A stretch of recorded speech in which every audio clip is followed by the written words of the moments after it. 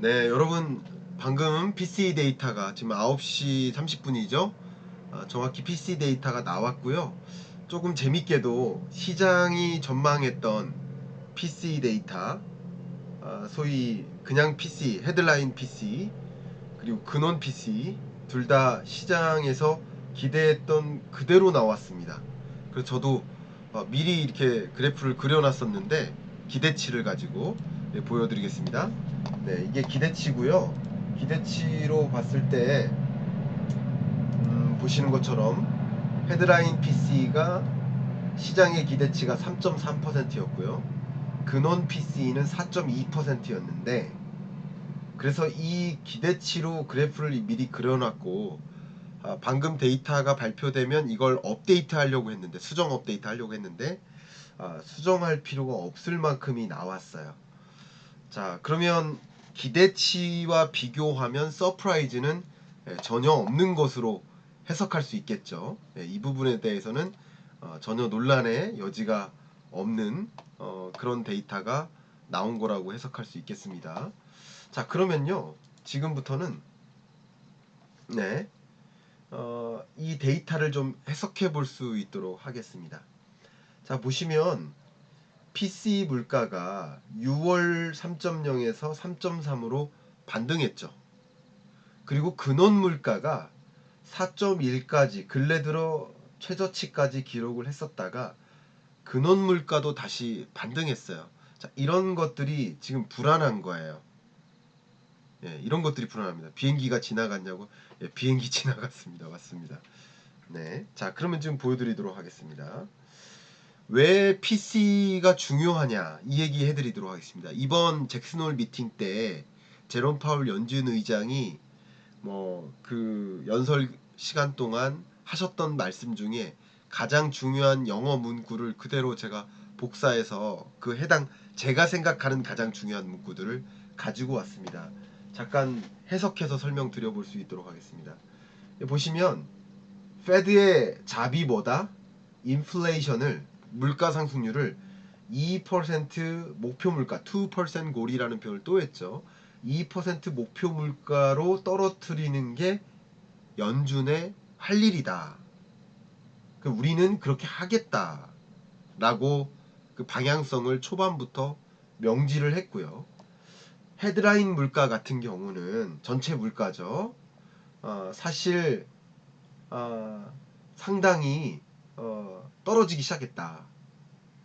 이미 뭐 체감할 만큼 떨어졌다. 이건 좋은 뉴스다. 그런데 식료품과 food, 그다음 에너지, 식료품과 에너지 가격들은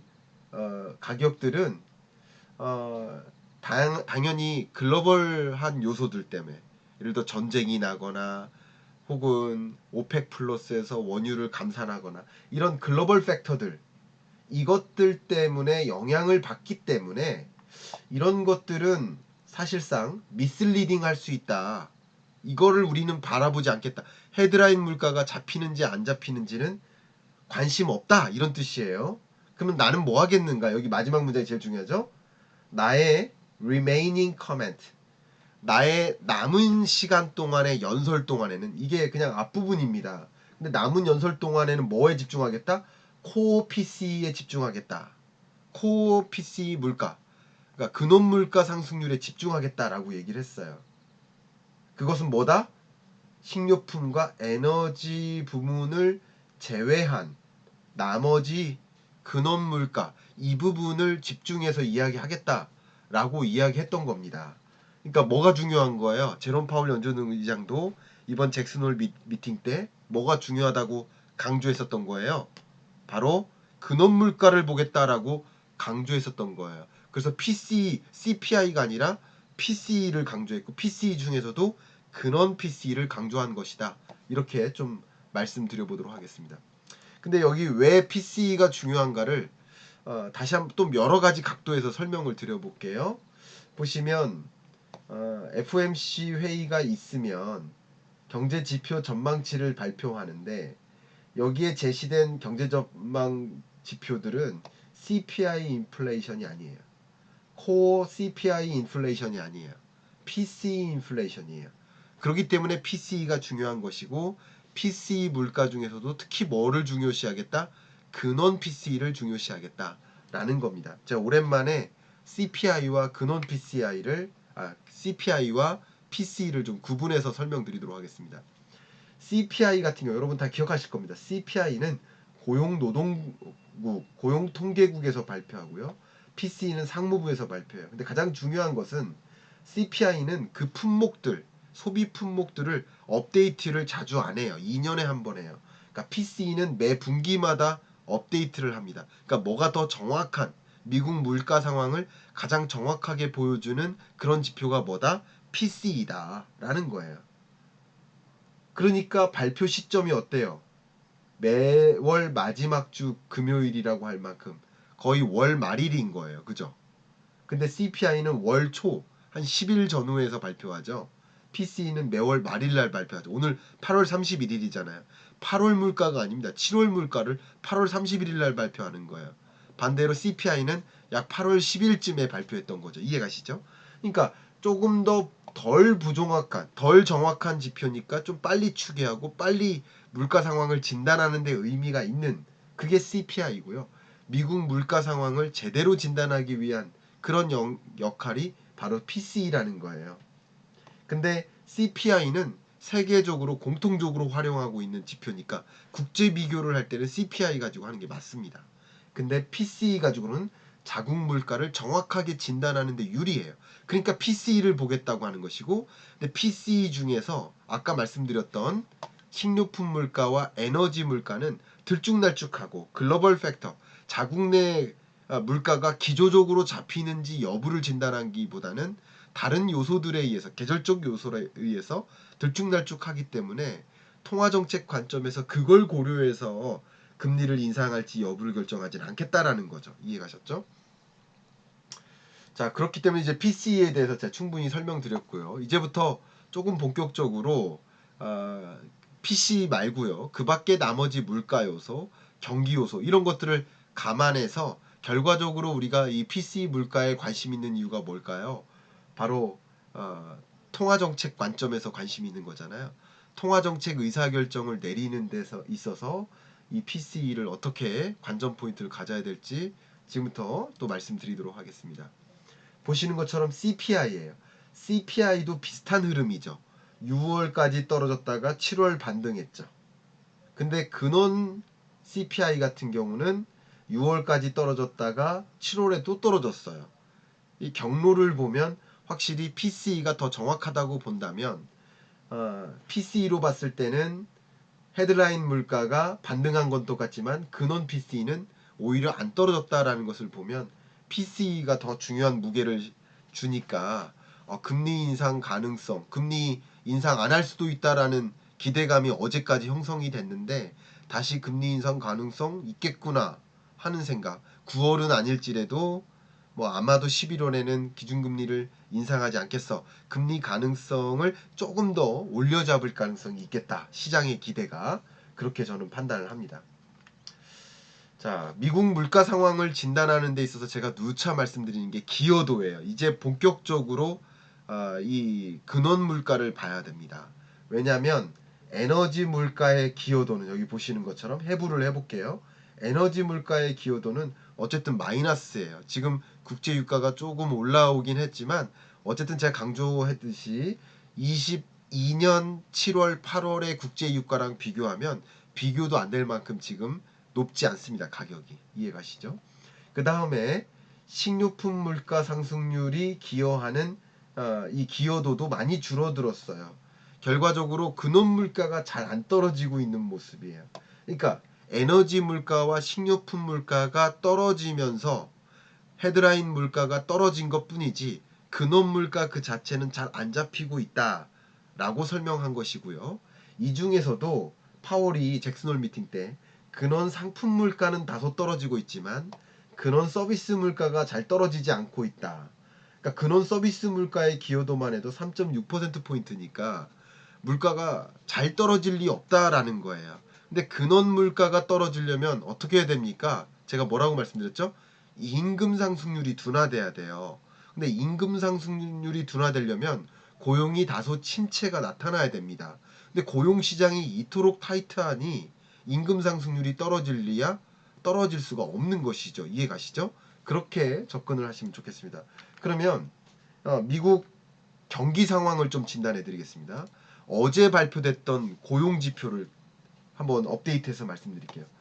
미국의 ADP 민간 고용 증감 추이를 보면 민간 고용이 크게 증가 속도가 둔화됐습니다.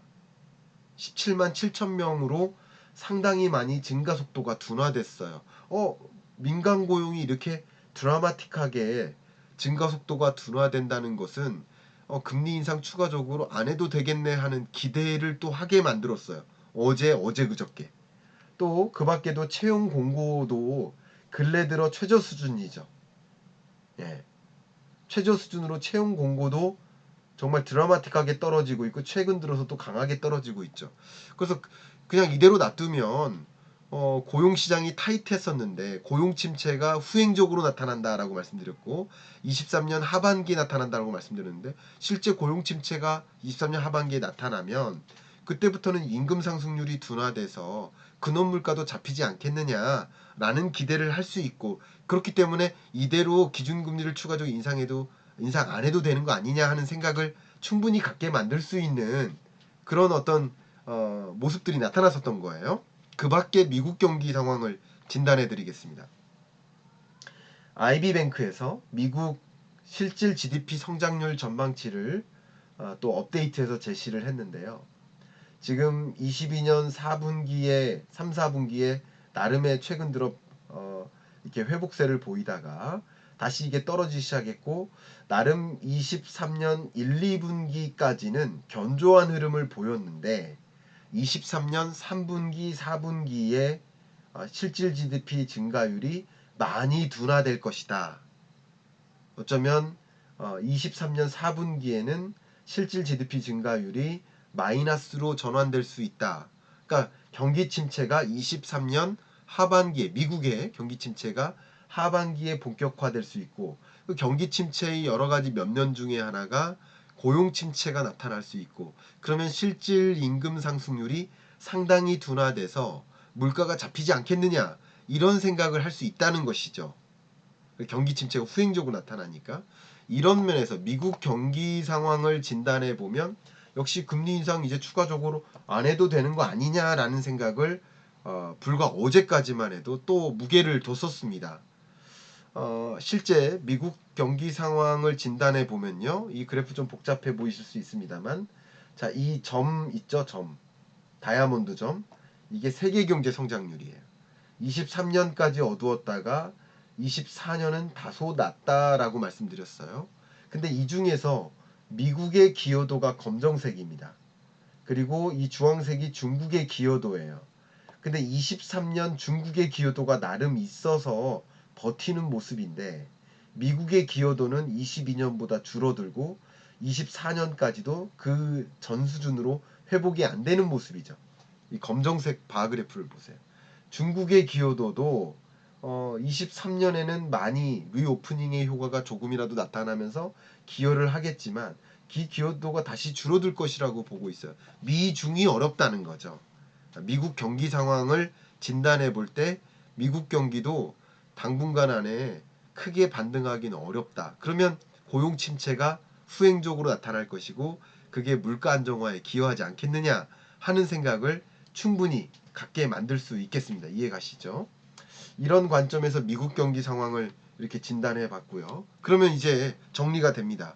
물가 상황 진단, 경기 상황 진단. 물론 경기 상황 진단에는 금융 안정 상황도 같이 진단해야 되겠지만 이미 여러 차례 제가 말씀드렸기 때문에 좀 한축적으로 말씀을 드려본다면 물가 불안은 여전히 있다, 남아 있다. 그리고 연준이 기준금리를 결정한다라는 관점에서 보면 물가가 확실히 잡힌 것은 아니다. 그래서 9월 달에는 아무래도 금리를 추가적으로 인상하지 않을 가능성이 좀 높은 상황이긴 합니다. 그냥 동결할 가능성이 높은데 11월 달까지 이어지는 CPI 발표, PCE 발표 이런 것들에 따라서 이 앞에 기준이 되는 근원 PCE 물가가 이번에 반등했는데 이 반등세를 계속 유지하느냐 아니냐 이걸 봐가면서 의사결정하겠다. 다만 미국 경기가 좀 어느 정도 꺾여 들어가니까 이 통화 정책은 금리를 인상해서 미국 경제를 조금 꺾어 들어가게 유도한 거예요. 그렇기 때문에 제대로 꺾여 들어가는 시점이 23년 하반기겠구나라고 생각을 해보면 그 경기라는 측면에서는 정말 금리를 추가적으로 인상해야 될지 이런 것들을 고민케 만들어주는 그런 최근 지표들입니다. 다만 오늘 발표된 PCE 결과만 보면 그래도 추가적인 금리 인상을 한 번 더 할 수 있겠다 하는 그런 걱정을 한 번 더 주는 그런 PCE 해석인 거고요. PCE 말고 그 밖에 그동안의 경기 상황을 종합 진단했을 때는 굉장히 애매하다. 그래서 파월이 뭐라고 했습니까?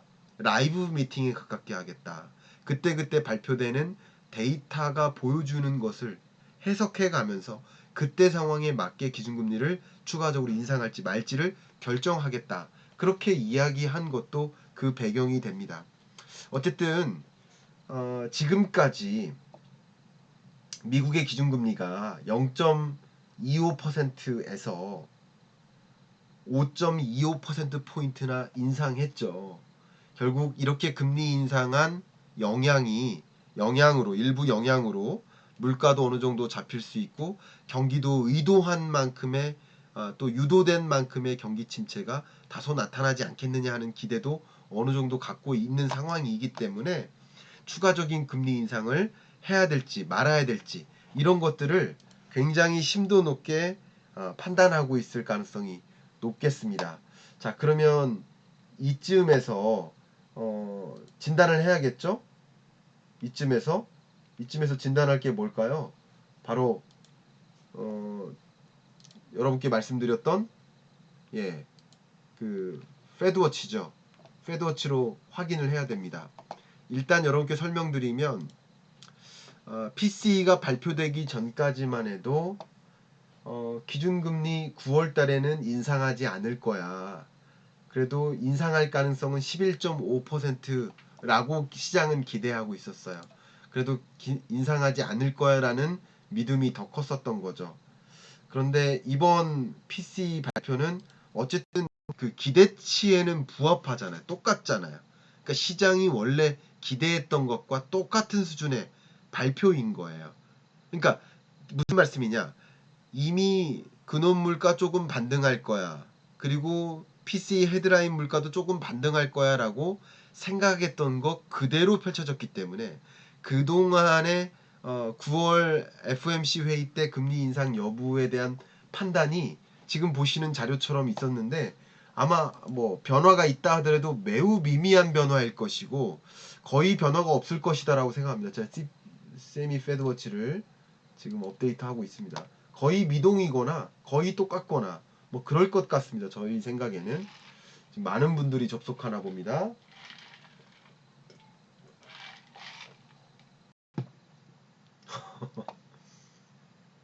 너무 맞는 거 아닙니까 이거? 미동도 없습니다. 그죠? 11.5%가 그래도 기준금리 인상할 거야 라고 무게를 뒀는데 PC 발표됐을 때도 똑같다는 거예요. 그러니까 예상했던 결과가 그대로 나왔다는 거예요. 여기서 예상했던 결과가 뭐를 뜻합니까? 아까 말씀드렸던 그 PC는 헤드라인 PC는 3.3일 거야. 근원 PC는 4.2%일 거야라고 생각했는데 그렇기 때문에 11.5% 정도가 기준금리 인상할 거에 무게를 뒀었는데 그 시장의 기대에 부합하는 똑같은 물가가 발표됐기 때문에 미동도 없었다. 이렇게 해석을 해 볼 수 있을 것 같습니다. 이렇게 좀 설명을 드리고요. 그 다음 제가 여러분들과 질문을 좀 적극적으로 받을 텐데요. 어쨌든 지금부터 제가 여러분들께 드리는 말씀은 이런 것들이 시장에 미치는 영향 짧게 설명드리고 라이브로 여러분들과 다양한 질문에 대해서 답변을 드려보도록 하겠습니다. 시장에 미치는 영향은 바로 금리 그 자체죠. 시중금리 자체죠. 기준금리를 결정하는 이유는 바로 기준금리를 결정함으로써 시중금리를 움직이기 위함이에요. 시중금리가 움직이면 올라가면 올라갈수록 시장에서는 돈 빌리기가 어려워요. 기업들이 적극적으로 투자하기가 어려워요. 금리가 올라가면. 저도 어제도 이제 기업인 한 명과 대화를 나눴는데 한번 생각해 보세요. 금리가 올라가면 올라갑니다. 올라가면 올라갈수록 그 돈 빌려서 이자를 상환할 만큼의 수익이 담보되지 않으면 어떻게 돈 빌려서 그 사업하겠습니까? 그러니까 금리가 올라가면 올라갈수록 하지 못할 사업이 많아지는 거예요. 반대로 금리가 떨어지면 떨어질수록 1%면 대출 받을 수 있어요. 만약에. 그러면 2% 수익성을 목표로 하는 사업도 할 수 있는 거예요. 이해가시죠? 근데 금리가 만약에 6%, 7%가 됐습니다. 대출금리가. 그러면 5%, 6% 수익성의 사업은 할 수가 없는 거예요. 그러니까 금리가 올라가면 올라갈수록 기업들은 신규 사업을 펼칠 수가 없고요. 수요가 줄어드는 거죠. 그게 뭐예요? 경기 침체죠. 그럼 고용 침체가 나타나는 거죠. 그러면 소비자들은 소비할 수가 없는 거죠. 금리가 올라가면 올라갈수록. 바로 그거예요. 보시는 것처럼 시중금리가 올라갈 때 국채금리가 올라가는 거예요. 그때 정점을 한번 찍었었던 게 22년 10월 정도고요. 다시 한번 23년에 정점을 찍었었는데 이 지점이 언제죠? 미국 부채 한도 협상을 놓고 고민할 때. 그때. 왜요? 왜냐면 이 금리는요. 시중금리는 미국 국채금리나 이 시중금리는 제가 설명드리겠습니다. 단순히 기준금리만 가지고 시중금리를 다 설명해내지 못해요. 근데 국채금리 같은 경우는 불확실성도 어느 정도 표현해 줍니다. 이해가시죠? 왜냐면 또 환율 같은 경우도 그래요. 그런 것들을 같이 보여주기 때문에 그렇고요. 특히 최근에 2년물 국채금리가 이렇게 올라갔었고 10년물 국채금리도 올라갔었던 배경에는 바로 중국발 리스크, 중국발 리스크에 대한 그 불확실성 이런 것들이 고조되면서 반영된 거라고 볼 수 있겠습니다. 이해가시죠? 그리고 최근에는 오히려 금리 인상 가능성 있지 않아 뭐 이랬는데도 다시 이게 살짝 떨어지는 이런 모습이 보이시죠? 10년물이든 2년물이든 다시 떨어지는 모습 이런 것들은 뭐 추가적인 금리 인상 뭐 있을 수도 있고 없을 수도 있는데 있어봐야 한 번이고 11월 돼야 알겠지. 어쨌든 있어봐야 한 번이야 라는데 좀 무게를 두는 그런 모습이라고 볼 수 있겠습니다. 그러면서 떨어지는 거예요. 그러니까 여러 가지 것들이 혼재되어 있다 이렇게 생각을 해보시면 좋겠습니다. 또 이건 이제 장기적으로 제가 보여드린 거고요. 최근 단기적으로 보셔도 그런 흐름을 더 명확하게 아실 수 있죠. 22년 10월에 뭐 자이언트 스텝 연속할 때 이때 혼란이 가중되면서 이게 올라갔었고 또 23년 연초에도 이게 한번 또 올라갔었다가 또 다시 한번 이렇게 반복되는 거죠. 근데 지금의 경우에 제가 이때도 그런 말씀 드렸고요. 이때 정확히 이제 그런 말씀 드렸었죠. 미국 국채 금리가 뭐 2년물의 경우에도 그렇고 10년물의 경우에도 그렇고 어쨌든 이 정도의 경우라면 그죠? 2년물 기준으로는 5% 정도 또 10년물의 경우에는 대략 뭐 한 4.1, 2% 정도 이 정도의 국채 금리 정도를 기록했다는 것은 그것을 더 넘어서 초과하기가 어렵겠다라는 것을 보여주는 거야.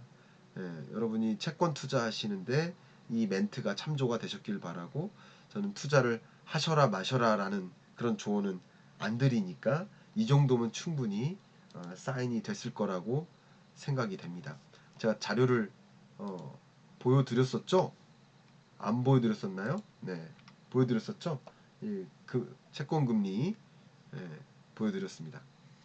앞으로 미국 선물 시장에서 정책 금리의 전망을 하는 데 있어서 7월 19일까지만 해도 요 정도 금리 인상하다가 인하하겠지. IB뱅크들이 이렇게 전망했다가 또 8월 20일쯤 돼서는 더 추가적인 금리 인상하다가 금리 인하는 더 지연되겠지.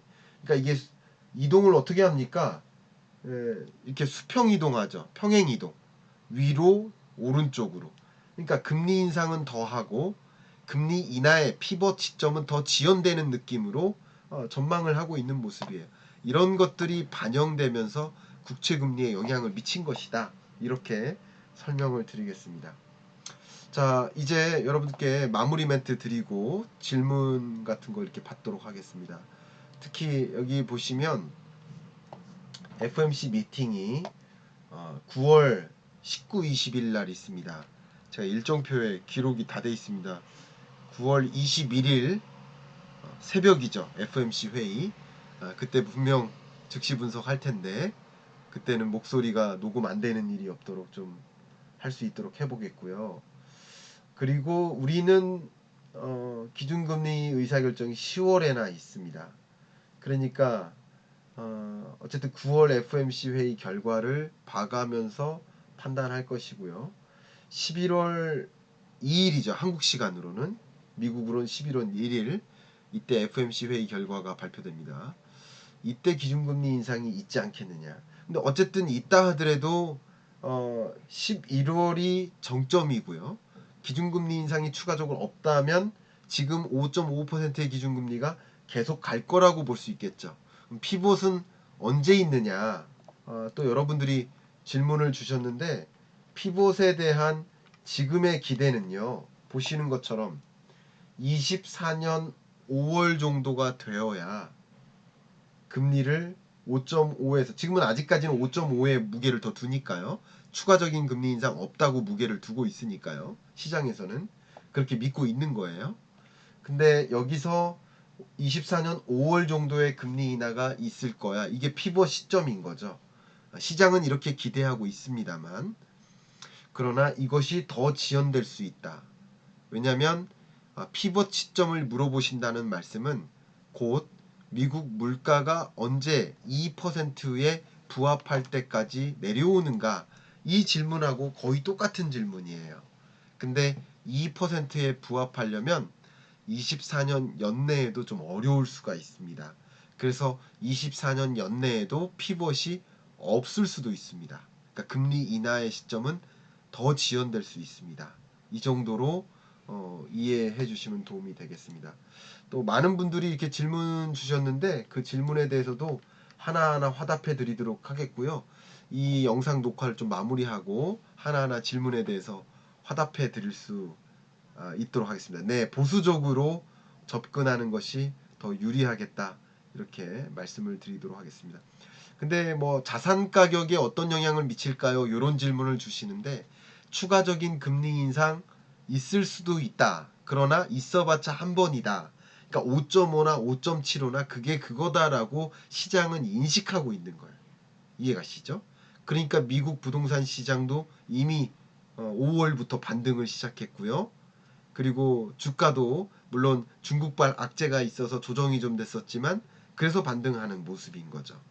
이미 그런 부분은 상당 부분 선반영하고 있다. 이렇게 해석해 보시면 추가적인 금리 인상이 있다 한들 그게 자산 가격에 큰 영향을 미치지는 않을 것이다. 그러나 대규모 금리 인하와 같은 뭐 그런 일들은 더 지연되는 것이기 때문에 어쨌든 그런 금리 인상이 남아 있다거나 하는 일 자체는 자산 시장, 자산 가격을 상승시키는데 하방 압력을 주는 역할을 분명히 할 것으로 볼 수 있겠죠. 그런 식으로 해석하시는 게 어떨까 생각이 되고요.